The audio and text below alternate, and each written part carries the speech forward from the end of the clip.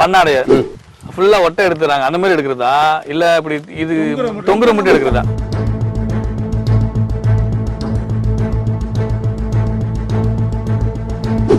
அப்ப டைரக்டா கீழே போட தேவையில்ல, நேரடியா நீங்க உப்பு கீழே போட.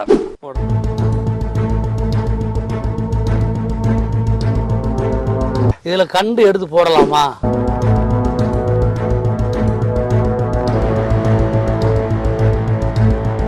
அதனால நீங்க இப்ப என்ன சொல்றீங்களோ அது பிரகாரம் உரம் வைக்கணும். அழுகையா சிரிக்கிறதா வேதனைப்படுறதான்னு தெரியல. அதுக்கே அவங்க வந்து வேறு மேலாக போட்டுறான், அதெல்லாம் செய்யக்கூடாதுட்டாங்க. இப்படி எல்லாம் பூரா குருவி பூரா காஞ்சி போச்சு. இப்படி பார்க்கும்போது எனக்கு மனசு காலையில இருந்துச்சுன்னு மனசு பாடுபட்டதுக்கு பலன் இல்லையேன்னு மனசு பரிதவிக்கு.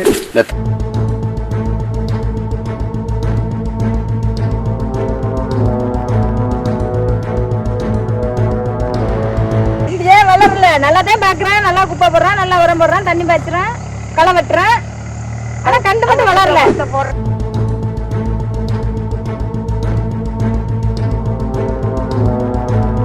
நம்ம இப்ப உயர்திரு மிஸ்டர் ராஜாங்கம் சார் அவருடைய சன் உயர்திரு மிஸ்டர் ஜெகதீசன் சார் தோட்டத்துல நிக்கணும். அப்படிதானே ஐயா சார்? அப்பா வந்து ஒரு PWD கான்ட்ராக்டர் சார், படிச்சுக்கிட்டு அப்பாவுக்கு உறுதுணையாக கான்ட்ராக்ட் தொழில பார்த்துக்கிட்டு இருக்கீங்க. அப்படிதானே சார்? இந்த இடத்தினுடைய பேர் சார் ஜெயமங்கலம் சார். ஜெயமங்கலம் தாலுக்கா சார்? பெரியகுளம் தாலுக்கா சார். இது ஃபுல்லா ஒட்டை எடுத்துறாங்க. ஏதா பண்ணாடைய ஃபுல்லா ஒட்டை எடுத்துறாங்க அந்த மாதிரி எடுக்கிறதா இல்ல இப்படி இது தொங்குற மட்டும் எடுக்கிறதா?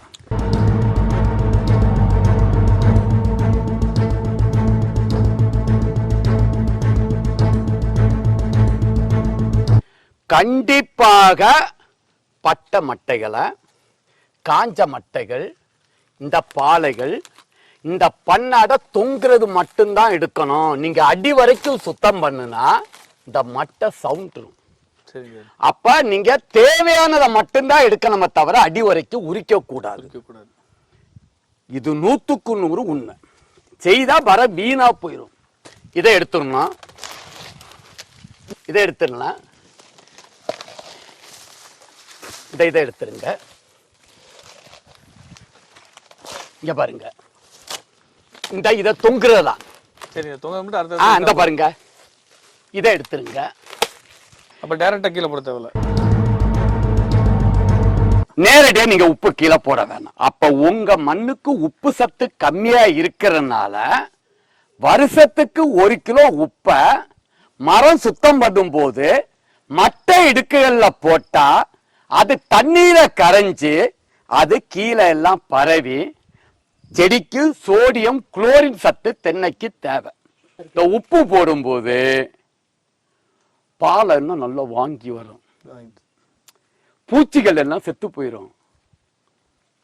சோடியம் குளோரைடு அளவுக்கு மிஞ்சினாதான் அது விஷம். உப்பு தேவை,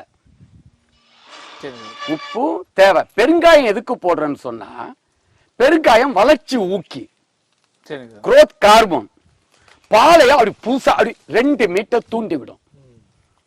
சாம்பல் எதுக்குன்னு சொன்னா பொட்டாஸ் சத்து அதிகமா இருக்கு. விவசாயிகளை தேடி பசுமை பூமி என்ற கான்செப்ட்ல நம்ம இன்னைக்கு தேனி மாவட்டத்துல பெரியகுளம் தாலுகாவில் உயர்திரு மிஸ்டர் அருந்தாமன் சாருடைய தோட்டத்துல நம்ம நிக்கிறோம். அப்படிதானே ஐயா? இந்த இடத்து பேர் ஐயா எருமலை நாயக்கன்பட்டி.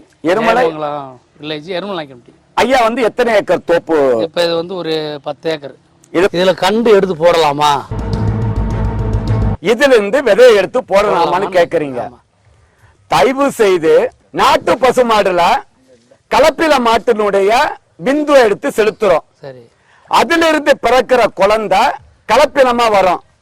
திரும்பவும் அது குட்டி போடுறேன்னு சொன்னா அதை 2ஐயும் கிராஸ் பண்ணாம ஒரிஜினல் பிரீட் இருந்தா நீங்க வித்துவ எடுக்கணும். சரி, அப்ப இதுல இருந்து எடுத்து போட்டே சொன்னா கண்டிப்பாக தென்னை மரம் வந்து ஒண்ணு இப்படி வளரும், ஒண்ணு வேகமா வளரும், ஒண்ணு காய்க்கும், ஒண்ணு காய்க்காது. பாதி தென்னை மரம் மஞ்சளா மாறிடும். அதனால ஒட்டு ரக மரத்திலிருந்து விதைகளை தேர்வு செய்ய கூடாது. நாட்டு மரத்திலிருந்து 30 வருஷம் மரத்திலிருந்து தான் விதை எடுக்கணும். அதை எடுக்கணும். சரிங்க சார். அடுத்து அந்த மரம் 36 மட்டை இருக்கலாம், பம்பர வடிவத்துல இருக்கலாம். இத மாதிரி நிறைய கோட்பாடுகள் இருக்கு. எக்காரத்தை கொண்டு இந்த மரத்திலிருந்து விதை எடுத்து போட்டா விவசாயிகள் தற்கொலையாளராக மாறுவார்கள். அழுகையா, சிரிக்கிறதா, வேதனைப்படுறதான்னு தெரியல.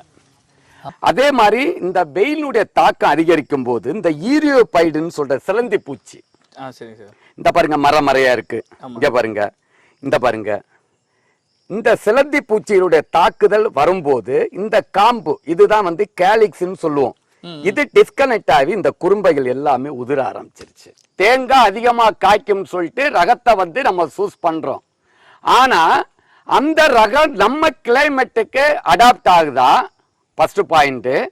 செகண்ட் பாயிண்ட், அந்த ஒட்டு ரகத்துக்கு தேவையான தீனி, உணவுகள், தண்ணி இதெல்லாம் கொடுக்கிறோமான்னு சொல்லி பார்க்கும்போது இதை வந்து நம்ம சரிப்படுத்தினாலே ஆட்டோமேட்டிக்கா இந்த குட்டநெட்டா டிஜே ரகம் கண்டிப்பாக வருஷத்துக்கு 300 காய்கள் குறையாம ஒரு மரம் காய்க்கிற அளவுக்கு நம்ம இதை மேம்படுத்தோம். இதே வளரல, நல்லா தான் பாக்குறேன், நல்லா குப்பை போடுறான், நல்லா உரம் போடுறான், தண்ணி பாய்ச்சுறேன், களை வெட்டுறேன், ஆனா கண்டு மட்டும் வளரல.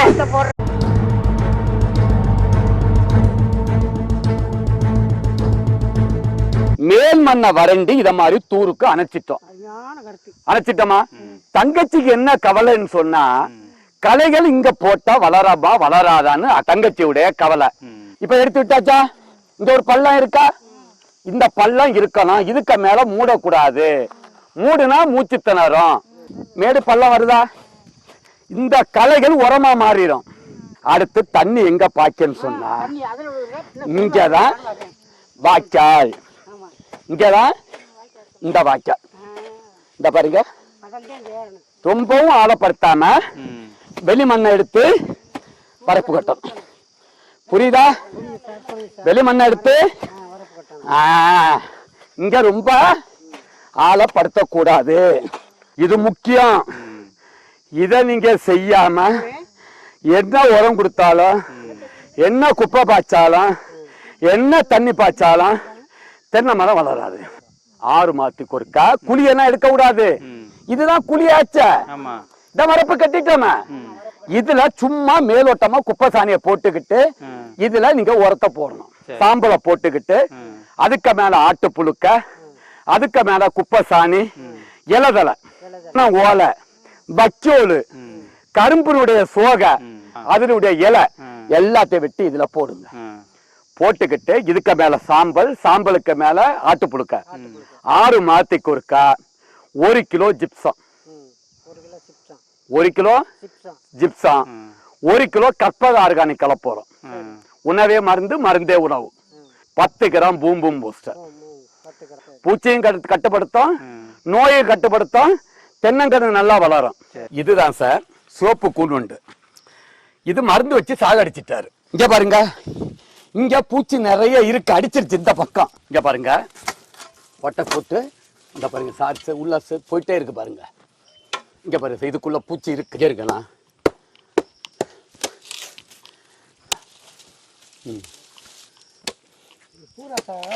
இங்க இருக்க போகுது பூச்சி, இந்த இதுல இருக்கு. பூச்சியை எடுத்துரும். மரத்தை காயப்படுத்த கூடாது, வேற வழி இல்ல. இதுல ஒரு மாத்திரை இருக்கு, குயிக் பாஸ்ன்னு ஒரு மாத்திரை இருக்கு. அந்த மாத்திரைய சார் இதுல ஒண்ணு இப்படியே போயிட்டே இருக்கு. நம்ம வெட்டதானே இங்க வரைக்கும் அப்படி போயிட்டே இருக்கு.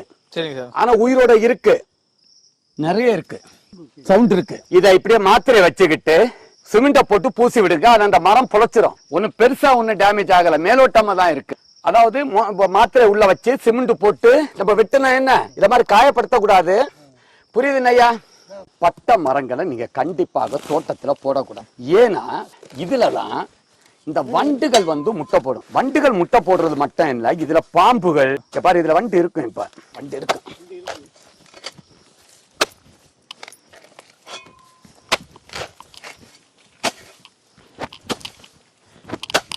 ஓ, மருந்து ஊத்துனீங்களா? மருந்து ஊத்திருக்கா சார்? இத சார் இப்படி விடக்கூடாது. சரிங்க. இத நீங்க கொத்தி இத அப்புறப்படுத்தணும். இங்க பாருங்க புழு இருக்கு, இந்த பாருங்க, இது மருந்து ஊத்தினால செத்துருச்சு. இத வந்து அப்புறப்படுத்தணும். சரிங்க சார். இல்லாட்டி இதுலதான் பூச்சியினுடைய புகலிடமா மாறிடும்.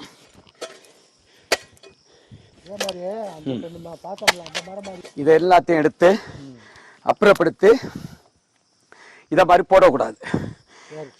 புரியுதையா? கொளுத்தவும் கூடாது, கொளுத்தவும் கூடாது. குழி எடுத்து புதைக்கணும். கண்டிப்பாக பவர் டில்லர் வச்சு நீங்க குழி எடுக்க கூடாது. எதை வச்சு குழி எடுக்கிறீங்க? பவர் டில்லர் வச்சு தான் எடுத்தோம். ஏன் பவர் டில்லர் வச்சு எடுக்க கூடாதுன்னு சொன்னா, நீங்க பவர் டில்லர் வச்சு குழி எடுக்கும் போது வேர்கள் அறுபடும் போது உள்ள இருக்கிற சத்துக்கள் வெளியேறி அது திரும்ப புது வேரை உருவாக்குறதுக்கு 3 மாதம் ஆகும். 3 மாதத்துக்கு ஒருக்கா நீங்க உரமு வைக்கும் போது வேர்களும் அறுபடும் போது அந்த உரம் கெடுதலா மாறி உஷ்ணத்தை ஏற்படுத்தி மண்ணில் இருக்கிற உயிரினங்களையும் மண்புழுக்களையும் அழித்து உரம் நஞ்சாக மாறி தென்னை மரத்தை காய்க்கும். ஒரு ஆரோக்கியமான 6 to 7 வருஷ தென்னை மரத்துல உங்களுக்கு மினிமம் 7000 to 10,000 வேர்கள் இருக்கு. அந்த 7000 to 10,000 வேர்கள் இருந்தாலும் மரம் வறட்சியை தாங்கும். மண்ணில இருக்கிற சத்துக்களை எடுத்து ஒளி சேர்க்கை நடக்கும், மாவு தயாரிக்கும், இளநீரா வெளிவரும்.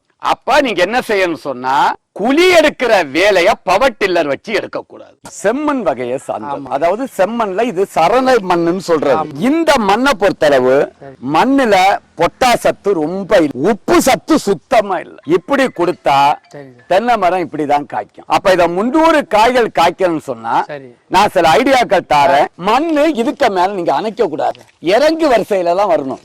சரி, இதுல கழிவு ஓலை வேஸ்ட் இருக்குன்னு இதெல்லாம் உண்டு. இதுல போடுங்க. போட்டுக்கிட்டு 2 கிலோ உப்பு, 1 கிலோ யூரியா, 3 கிலோ இந்த ஓலைகளை எல்லாம் மச்சி மண்ணுக்குள்ள ஆகி மண்புழுக்கள் வரணும். மண்புழுவே இல்ல, 3 கிலோ கற்பக ஆர்கானிக் கலப்போறோம், 1/2 கிலோ தென்னை நுண்ணூட்ட சத்து, 20 கிராம் பூம்பு பூச வச்சு இதுக்கு மேல போட்டுட்டு இந்த வெளிமண் இருக்குன்னா இந்த வெளிமண்ணை எடுத்து மூடணும்.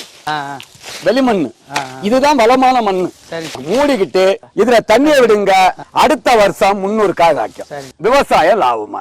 நம்ம தயாரித்த இந்த பசுமை பூமியினுடைய பூம்பும் பூஸ்டர்ல humic acid 80%, fulvic acid 15%, bio potash 2.5%, micro nutrients 2.5%. ஆகையால் பசுமை பூமி விவசாயிகளுடைய லாப நோக்கோட குறைந்த விலையில் தரமான இந்த பூம்பும் பூஸ்டரை தயார் பண்ணி கொடுத்துக்கிட்டு இருக்கோம். இதுதான் இது இருக்கிறது. இதனுடைய செயல்பாடை இப்ப நம்ம பார்க்க போறோம். நான் கையில எடுத்திருக்கிறத பாருங்க, மில்லிகிராம். இங்க பாருங்க, இத மெதுவா போடுறேன்.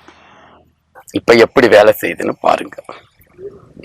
இதுதான் வேர் வளர்ச்சியை தூண்டி பயிர்களுக்கு வறட்சி, கோடையில தண்ணி பாய்க்க முடியலையா, பூம்பும் பூஸ்டர் போட்டா வறட்சியை தாங்கும், பூச்சி நோய்க்கு எதிர்ப்பு திறன், காய்கறிகள் டேஸ்டா இருக்கும். ஆல் இன் ஒன், எல்லா பயிர்களுக்கும்.